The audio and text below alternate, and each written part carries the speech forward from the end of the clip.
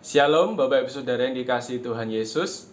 Semoga kita semua dalam keadaan sehat, dalam penyertaan Tuhan dan dalam perlindungan Tuhan.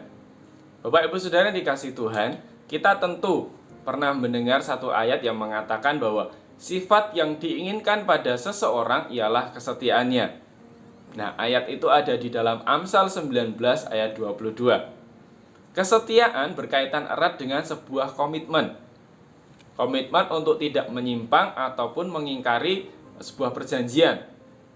Nah, Bapak Ibu Saudara yang dikasihi Tuhan, kali ini kita akan belajar sebuah perikop yang berisikan pesan kepada jemaat di Efesus dan mengapa mereka mendapatkan pesan ini. Ya, tema firman Tuhan kali ini adalah mempertahankan kasih mula-mula. Bapak Ibu Saudara, silakan di pause video ini untuk membaca perikop Wahyu 2 ayat 1 sampai dengan ayat yang ke-7. Jikalau sudah, mari kita lanjutkan. Bapak Ibu Saudara yang dikasihi Tuhan, yang pertama kita akan mempelajari kota Efesus. Efesus dan jemaat Efesus. Nah, kota Efesus sendiri, Bapak Ibu Saudara yang dikasihi Tuhan, dalam sejarahnya adalah sebuah kota terbesar di daerah Asia Kecil, ya, yang mempunyai pelabuhan yang merupakan pusat ekspor di wilayah Asia Kecil pada waktu itu.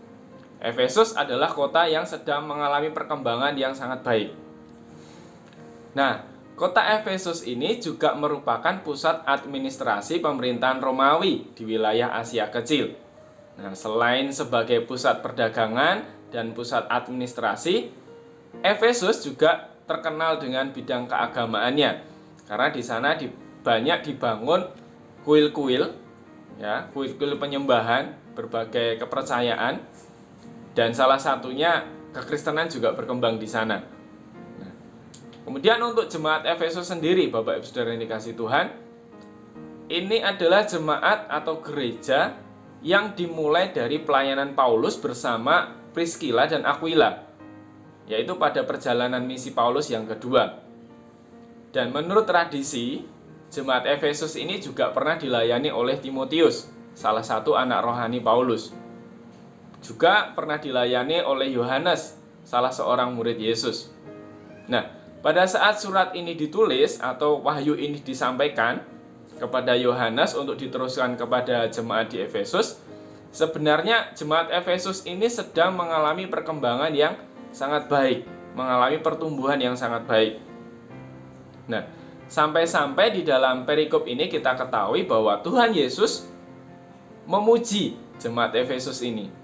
Ada 3 pujian yang bisa kita dapatkan dalam perikop ini. Yang pertama, di ayat yang ke-2a. Di sana dikatakan, "Aku tahu segala pekerjaanmu, baik jerih payahmu maupun ketekunanmu." Bapak Ibu Saudara yang dikasihi Tuhan, pekerjaan di sini maksudnya tidak merujuk kepada pelayanan saja, tetapi merujuk kepada seluruh aspek kehidupan dari jemaat Efesus. Jemaat Efesus adalah tipe jemaat yang pekerja keras, jemaat yang tekun, baik dalam melakukan tugas-tugas pekerjaan mereka maupun dalam melakukan pelayanan mereka. Itu sebabnya Tuhan Yesus memuji mereka. Bahkan di dalam kondisi yang banyak tekanan, karena kota Efesus itu adalah kota yang besar, banyak kepercayaan, mengingat kekristenan pada waktu itu juga dimusuhi, Bapak Ibu Saudara dikasihi Tuhan. Nah, tetapi jemaat ini tetap tekun dalam iman mereka, tetap mempertahankan iman mereka. Kemudian, yang kedua di ayat yang ke-2b. Nah, di sana dikatakan, "Aku tahu bahwa engkau tidak sabar terhadap orang-orang jahat, bahwa engkau telah mencobai mereka yang menyebut dirinya rasul, tetapi yang sebenarnya tidak demikian, bahwa engkau telah mendapati mereka pendusta." Nah, Bapak Ibu Saudara yang dikasihi Tuhan, pujian yang kedua ini dalam hal kerohanian, yang ditunjukkan bahwa jemaat Efesus ini menolak, ya, jemaat Efesus ini tidak terpengaruh oleh pengajaran-pengajaran dari rasul-rasul palsu, oleh pengajaran-pengajaran dari pengajar sesat atau para pengikutnya. Nah, ini pujian kepada jemaat di Efesus, kerohaniannya kuat mereka.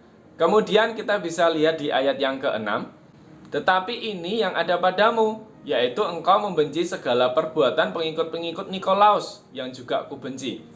Bapak Ibu Saudara yang dikasihi Tuhan, Nikolaus ini dan para pengikutnya itu melegalkan perzinahan. Nah, melegalkan perzinahan, dan mereka juga makan makanan yang sudah dipersembahkan kepada berhala. Padahal ini tidak boleh dilakukan oleh orang-orang Kristen. Nah, kemudian pujian yang ketiga adalah di ayat yang ketiga. Dan engkau tetap sabar dan menderita oleh karena namaku, dan engkau tidak mengenal lelah. Bapak Ibu Saudara yang dikasihi Tuhan, pujian yang ketiga ini berkaitan dengan mereka yang bertahan dan sabar dalam berbagai tekanan atau bahkan penganiayaan pada saat itu, yaitu penganiayaan dari Kaisar Nero. Sabar di sini berarti bahwa mereka tidak menjadi kecewa, tidak menjadi marah, tidak bersungut-sungut, ataupun lari daripada Tuhan. Pelajaran yang bisa kita ambil apa dari 3 pujian yang diberikan kepada jemaat Efesus ini? Yang pertama adalah, mari Bapak Ibu, Saudara yang dikasihi Tuhan, kita menjadi jemaat yang pekerja keras. Jemaat yang tekun, baik dalam pekerjaan, baik dalam pelayanan, baik dalam seluruh aspek kehidupan kita. Kemudian, kita juga harus menjadi jemaat yang tidak mudah disesatkan. Jangan sampai terpengaruh oleh pengajaran-pengajaran yang menyimpang dari firman Tuhan, ataupun terpengaruh oleh informasi-informasi yang tidak bisa dipertanggungjawabkan kebenarannya. Nah, kemudian kita juga harus menjadi jemaat yang tetap mempertahankan iman kita sekalipun dalam kondisi tekanan yang berat atau pencobaan yang berat. Kita harus bisa seperti jemaat di Efesus ini. Nah, kemudian Bapak Ibu Saudara yang dikasihi Tuhan, kita lanjutkan yang kedua, bahwa dalam perikop ini kita ketahui bahwa Tuhan Yesus itu mencela jemaat di Efesus. Kok bisa? Padahal tadi sudah dipuji-puji. Sekarang kenapa kok ada celaan kepada jemaat di Efesus? Bapak Ibu Saudara yang dikasihi Tuhan, pujian kepada jemaat di Efesus ini diikuti dengan celaan yang keras yang tertulis di ayat yang keempat. Bapak Ibu, di sini Tuhan bersikap fair, Tuhan bersikap adil. Tuhan tidak hanya memuji yang baik, tetapi jika ada yang salah, jika ada yang buruk, Tuhan juga mengkritik, Tuhan juga menegur. Nah, disebutkan di ayat keempat bahwa jemaat di Efesus telah kehilangan kasih mula-mula. Mungkin saja kegiatan mereka yang sudah dipuji tadi dalam mempertahankan iman, dalam bekerja keras, dalam menolak pengajaran-pengajaran yang menyimpang, mereka sangat tekun. Tetapi ada hal yang mereka lewatkan. Apa itu? Mungkin apa yang mereka lakukan itu hanya bersifat rutinitas atau kewajiban saja, tidak dilandasi dengan kasih. Bapak Ibu Saudara yang dikasihi Tuhan, kesalahan gereja Efesus yang meninggalkan kasih yang mula-mula ini sama sekali bukan sesuatu dosa yang remeh. Ini sesuatu yang berat, sesuatu yang serius. Tuhan mencela mereka karena sudah begitu dalamnya mereka jatuh dengan meninggalkan kasih yang semula. Nah, namun di sini Tuhan memberikan mereka kesempatan untuk bertobat dan melakukan kembali apa yang semula mereka sudah lakukan, yaitu berkaitan dengan kasih mula-mula. Bapak Ibu Saudara dikasihi Tuhan, di ayat yang keempat, jikalau diterjemahkan secara harafiah, dikatakan seperti ini, engkau telah meninggalkan kasih agape yang pertama atau yang terdahulu. Nah, kasih yang pertama, Bapak Ibu Saudara dikasihi Tuhan, kasih yang mula-mula bisa diibaratkan sebagai kasih dalam suasana jatuh cinta. Cinta pada pandangan pertama atau cinta pertama itu kan rasanya kan sangat bergelora sekali, Bapak Saudara yang dikasihi Tuhan.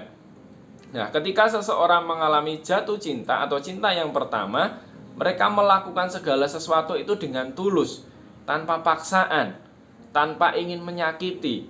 Mereka melakukannya dengan spontan, mereka melakukannya murni, secara murni, ya, tidak menuntut balas, tidak pura-pura, tidak merekayasa. Nah, ini yang muda-muda pasti pernah mengalami, ya, atau Bapak Ibu Saudara yang pernah mengalami juga. Ya.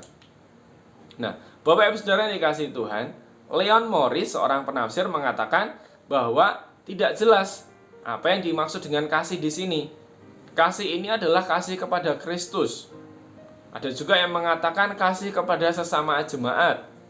Ada juga yang menafsirkan ini kasih kepada seluruh umat manusia. Nah, kemudian Leon Morris menjelaskan bahwa mungkin kasih di sini mencakup ketiga hal tadi, Bapak Ibu Saudara yang dikasihi Tuhan. Ya kasih kepada Tuhan, ya kasih kepada sesama.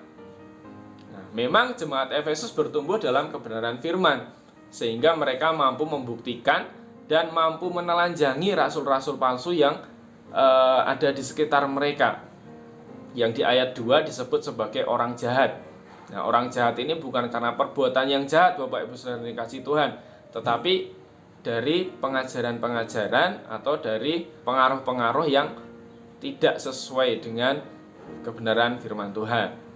Nah, namun Bapak Ibu Saudara yang dikasihi Tuhan, jemaat Efesus ini mereka meninggalkan kasih semula, sehingga tidak ada keseimbangan antara kebenaran dan kasih. Memang mereka tekun sekali dalam mendalami kebenaran, tetapi ketika menerapkan itu mereka tidak mendasarinya dengan kasih. Aspek kasih ini, seperti yang sudah saya jelaskan tadi, itu berkaitan dengan dua aspek, Bapak Saudara yang dikasihi Tuhan. Aspek ini adalah aspek kasih kepada Allah dan juga kasih kepada sesama atau kasih kepada saudara. Bapak Ibu, di dalam Markus 12 ayat 30 sampai 31, di sana dikatakan ada hukum kasih di sana. Kasihilah Tuhan Allahmu dengan segenap hatimu dan dengan segenap jiwamu dan dengan segenap akal budimu dan dengan segenap kekuatanmu. Dan hukum yang kedua ialah kasihilah sesamamu manusia seperti dirimu sendiri. Tidak ada hukum lain yang lebih utama daripada kedua hukum ini. Kemudian di dalam surat 1 Yohanes 4 ayat yang ke-20 juga dikatakan, jikalau seorang berkata, aku mengasihi Allah, dan ia membenci saudaranya, maka ia adalah pendusta. Karena barang siapa tidak mengasihi saudaranya yang dilihatnya, tidak mungkin mengasihi Allah yang tidak dilihatnya. Bapak Ibu Saudara yang dikasihi Tuhan, kasih kepada Allah ini menunjukkan kasih yang ditimbulkan oleh orang percaya pada saat pertama kalinya mengalami kelahiran baru. Kemudian kasih persaudaraan ini adalah kasih yang diwujudkan dalam tindakan mengasihi sesama sebagai akibat dari mengasihi Tuhan tadi. Nah, kegagalan jemaat Efesus ini ialah kehilangan kasih yang semula ada di antara mereka.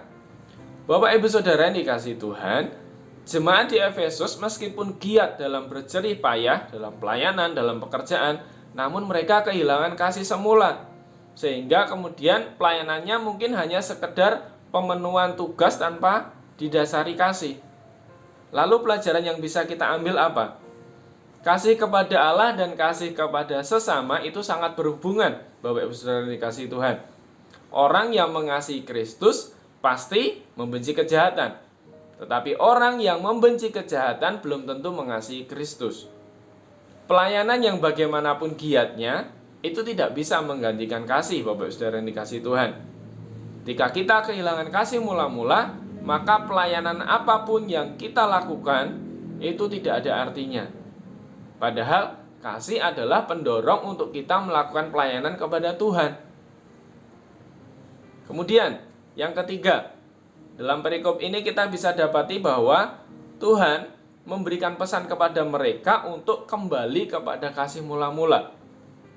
Bapak Ibu Saudara yang dikasihi Tuhan, Tuhan Yesus sebetulnya sudah memberi solusi jalan keluar kepada mereka, supaya mereka kembali memiliki kasih mula-mula itu.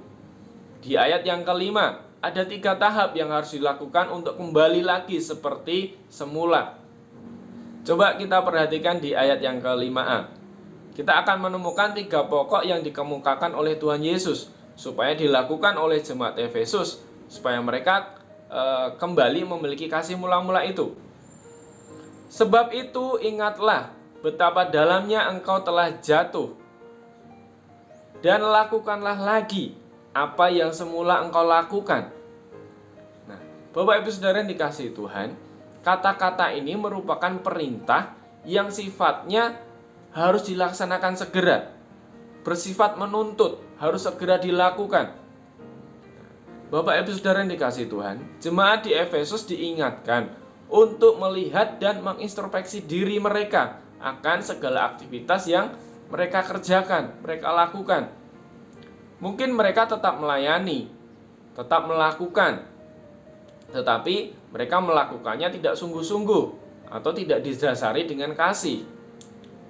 Kemudian di bagian masih di ayat 5, Bapak Ibu, di sana dikatakan bertobatlah. Jemaat Efesus adalah orang-orang yang sudah bekerja keras bagi Tuhan, tetapi tidak ada kasih. Nah, Tuhan Yesus tidak menghendaki mereka asal melayani saja, tetapi menghendaki supaya mereka melayani juga didasari oleh kasih kepada Tuhan. Kemudian masih di ayat yang kelima, Tuhan juga memerintahkan supaya mereka lakukanlah lagi apa yang semula engkau lakukan. Bapak Ibu Saudara yang dikasihi Tuhan, setelah bertobat dan mengakui semua kesalahan, Tuhan Yesus menyuruh jemaat di Efesus untuk kembali melakukan pekerjaan yang pertama. Apa itu? Yaitu pekerjaan atau tugas pelayanan yang dilandasi oleh kasih kepada Tuhan. Lalu pelajaran yang bisa kita ambil apa dari bagian ini? Bapak Ibu Saudara yang dikasihi Tuhan, aktivitas rutinitas pelayanan kita harus didasari dengan hubungan yang dekat dengan Tuhan. Jika kita merasa ada yang tidak beres dalam hidup kita, atau kita melakukannya tanpa ada kasih, mari kita bertobat, kita mengakui itu di hadapan Tuhan, agar Tuhan memulihkan keadaan kita kembali. Nah, setelah itu kita harus kembali melakukan yang kita lakukan pada waktu kita mempunyai kasih yang pertama atau memiliki kasih mula-mula. Kemudian, poin berikutnya, yang keempat adalah akibat tidak bertobat. Nah, di ayat yang ke-5b dikatakan demikian, jika tidak demikian, aku akan datang kepadamu dan aku akan mengambil kaki dianmu dari tempatnya, jikalau engkau tidak bertobat. Bapak Ibu Saudara yang dikasihi Tuhan, setelah memberikan perintah untuk bertobat, Tuhan memberikan ancaman. Nah, kalau mereka tidak bertobat, Tuhan mengancam akan mengambil kaki dian mereka dari tempatnya. Apa artinya ini? Di sini ada gambaran kaki dian, Bapak Ibu Saudara yang dikasihi Tuhan. Kalau di dalam perjanjian lama, kaki dian ini terdapat dalam kemah suci atau di dalam bait Allah. Nah, kaki dian ini tidak bisa disingkirkan tanpa menyingkirkan seluruh pelayanan imamat. Jika mereka tidak bertobat, jika jemaat Efesus tidak bertobat, Tuhan sendiri akan membuat jemaat Efesus tidak lagi mempunyai bagian dalam pelayanan gereja Tuhan. Pada akhirnya, jemaat Efesus sepertinya juga tidak melakukan apa yang Yesus perintahkan, sehingga ucapan Yesus menjadi kenyataan. Kaki dian jemaat Efesus akhirnya diambil oleh Tuhan, sehingga akibatnya kota Efesus sekarang ini hanyalah sebuah kota mati yang tidak ada penduduknya lagi. Gereja tidak ada lagi di sana, jemaat tidak ada lagi di sana. Dan diperkirakan bahwa reruntuhan Efesus ini adalah reruntuhan yang paling luas di wilayah Asia Kecil. Bapak Ibu Saudara yang dikasihi Tuhan, bisa dibayangkan betapa dampaknya itu sangat fatal sekali. Pelajaran yang bisa kita ambil apa? Ketika Tuhan menegur kita, ketika Tuhan menegur karena ada ketidakberesan dalam hidup kita, itu tujuannya untuk kebaikan kita, untuk kebaikan jemaat. Kalau Tuhan tidak sayang kepada jemaat, Tuhan tidak mungkin menegur. Tetapi karena Tuhan sayang atau mengasihi jemaat, Tuhan menegur. Jika perintah ini diabaikan, jika teguran ini diabaikan, akibatnya akan sangat fatal, Bapak Ibu Saudara yang dikasihi Tuhan. Akibatnya itu bisa merugikan diri sendiri. Nah, kita bisa lihat dari kondisi Efesus. Sekarang hanya tinggal puing-puing. Sekarang hanya tinggal reruntuhan. Tidak lagi membawa pengaruh apa-apa bagi dunia. Sebagai penutup, Apa yang sudah kita pelajari ini, Bapak Ibu Saudara yang dikasihi Tuhan, mengingatkan kita supaya kita tetap menjadi jemaat yang memiliki kasih mula-mula. Jangan hanya kasihnya bergelora pada saat awal-awal saja. Semakin kesini, semakin tekanannya banyak, kasihnya semakin luntur. Jangan sampai, Bapak Ibu Saudara yang dikasihi Tuhan. Di dalam perikop yang kita pelajari ini, kita bisa melihat bahwa akan ada penilaian dari Tuhan. Tuhan Yesus memperhatikan, Tuhan Yesus menilai terhadap gereja-gerejanya yang sudah mengerjakan dengan baik atau melakukan sesuai dengan kehendaknya akan mendapat pujian, dan yang belum melakukan pasti Tuhan Yesus akan menegur. Namun karena Tuhan Yesus mengasihi, teguran itu pasti disertai dengan kesempatan supaya bertobat. Nah, apa yang dialami jemaat Efesus merupakan peringatan yang keras dari Tuhan Yesus. Jikalau kita melayani Tuhan tanpa kasih, Tuhan tidak akan berkenan akan pelayanan kita. Kemudian pelayanan yang dikehendaki Tuhan ialah pelayanan yang didahului dengan hati yang mengasihi Tuhan. Kita perlu senantiasa meminta pertolongan kepada Roh Kudus supaya kita dapat mempertahankan kasih mula-mula kita dalam pelayanan kita, dalam pekerjaan kita, dalam melakukan segala kegiatan kita. Tuhan Yesus memberkati.